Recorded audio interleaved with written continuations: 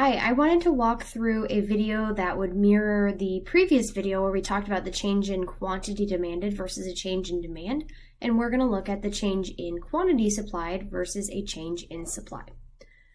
So the law of supply says that as price goes up, the quantity supplied also increases, which means that as we have higher prices, producers are more willing and able to supply goods and services. Vice versa, that as the price decreases, the quantity supplied decreases. So when we see this, we can see at this price, this quantity is being able to be supplied. And remember, the quantity supplied is a number of stuff.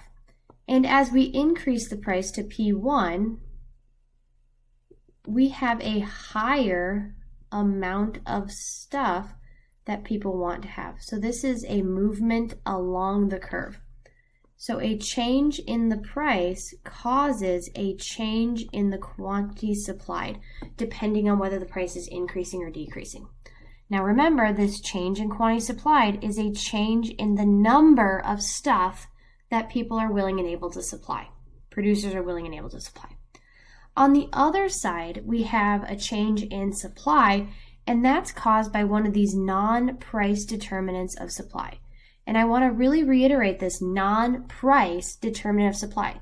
So it's something other than a change in price that's going to change your supply, because a price change always changes your quantity supply. So things like taxes and subsidies, resource prices, technology, expectations, number of sellers, these are things that are going to actually shift the supply curve.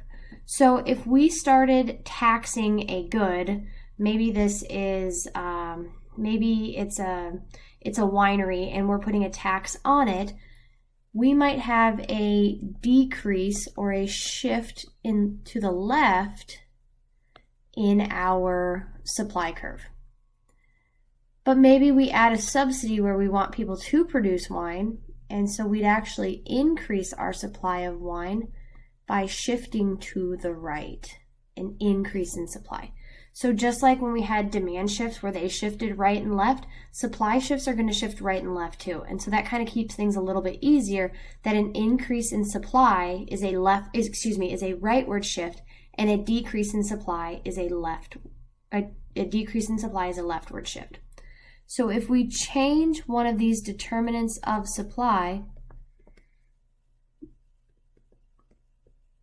if we change one of these things, that's going to cause a change in our supply curve, and that is going to physically change and physically move or shift our supply curve either to the right or to the left. And so that's kind of a brief overview.